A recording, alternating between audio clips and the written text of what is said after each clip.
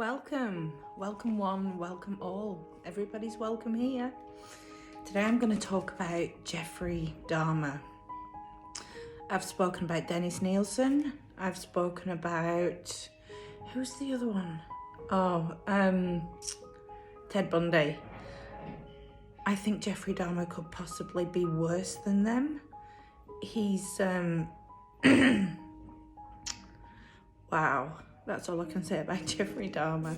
I'll go ahead and get stuck into it and tell you all about him. So he was born Jeffrey Lionel Dahmer on the 21st of May 1960. He died on the 28th of November 1994, 34 years old.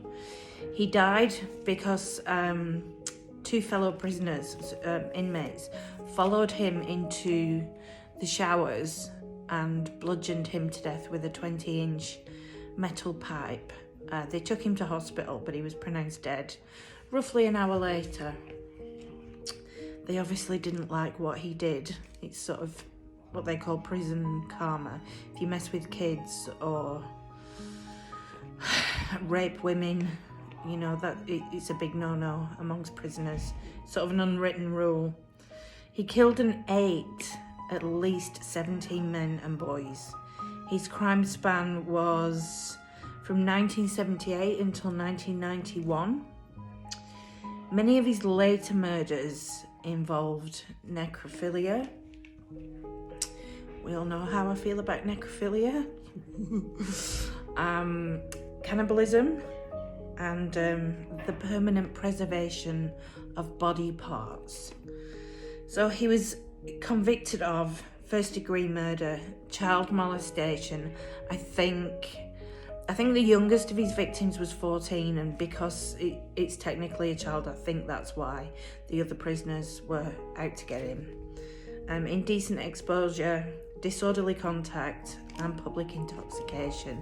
He was a bit of a drinker, was old Jeff. So he was sentenced to life in prison. He was given a total of 941 years. So Jeff wasn't going anywhere. He was diagnosed by psychiatrists with borderline personality disorder, schizotypal personality disorder, and a psychotic disorder. However, when it came to his trial, he was found to be sane at his trial. My hair's going somewhere. His first murder happened at the Ambassador Hotel in Milwaukee, in Wisconsin, where he met a young man, a 25-year-old man. He took him up to his room and they had drinks, and I don't know if they had sex, but they had drinks. Anyway, Jeffrey woke up the next morning and this guy that he'd taken back to his flat, Jeffrey was lying on top of him, but this guy's chest was completely crushed in. He was black and blue. He was clearly dead. There was blood coming out of his mouth. Jeffrey was covered in bruises, but he said to police later he has actually no recollection of what happened. So I don't know if he was trying to play off the psychotic or I don't remember card, but that's what happened. Anyway, so what Jeffrey did was he went out and bought the biggest suitcase he could find, stuffed the body inside it. Jeff was living with his grandma at the time, so he took the chap in the suitcase back to his grandma's house, where he dismembered him. He took off his head, his arms, his legs. He then filleted the torso. So there was nothing left but bones. Then he put the bones in a bag and then pulverized the bag with a sledgehammer, and then went outside and put it all in the bin. The only thing he kept was the head. Now, excuse me, I'm just farting around with my notes. So he kept the head.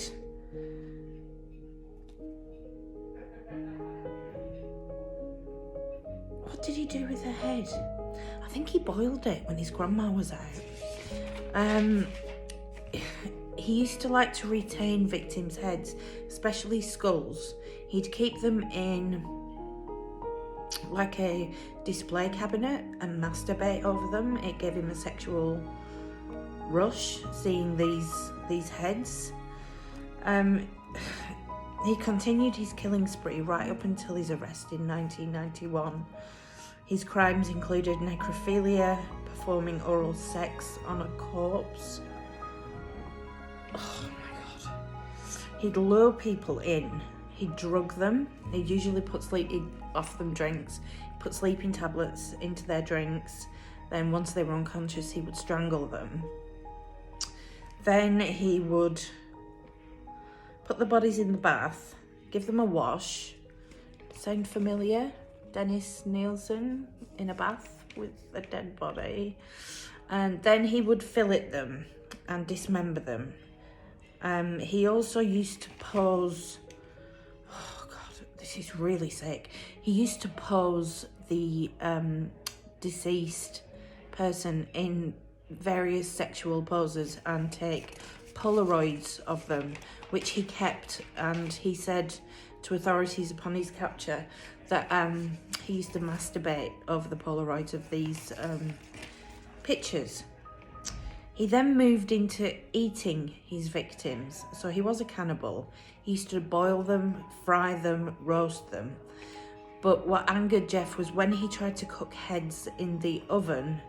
It sounds like I'm actually making all this up, but I'm not. He used to cook the head in the oven, but the bone would become so brittle that it would just shatter.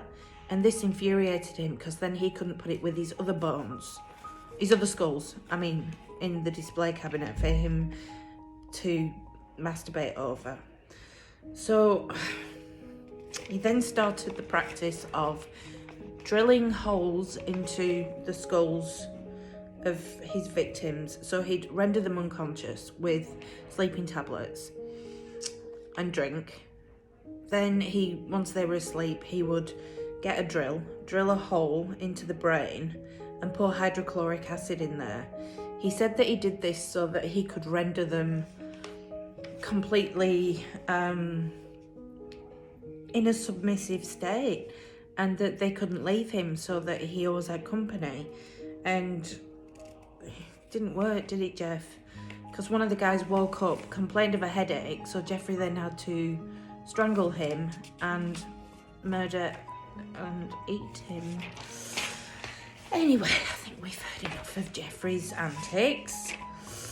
So let's talk about his death. So whilst he was in prison, as I said, he went off to the shower block. Now usually they are supervised, but he wasn't supervised, and 2 other inmates followed him in and bludgeoned him to death with the metal bar that I spoke about earlier.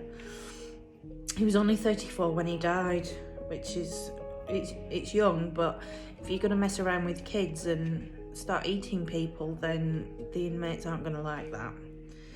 There's plenty of documentaries on YouTube. There's also interviews with Jeffrey where he talks about his crimes. There's an interview with his father, just trying to understand where this had come from, because his father said that he was a normal kid. But he said, as he got older, sort of 11, 12 years old, he became very interested in roadkill, and he would go out looking for roadkill and dissect the animal so he could see the bones, and he was interested in how everything worked. So maybe that's where it started. Usually it starts, I've heard, from, a traumatic childhood or abuse, but with Jeff, apparently he had a very, very normal childhood, and he just descended into this world of absolute craziness. So that's your little tidbit on Jeffrey Dahmer. I hope you enjoyed it. Please stay safe out there, and I'll see you on the next one. Bye.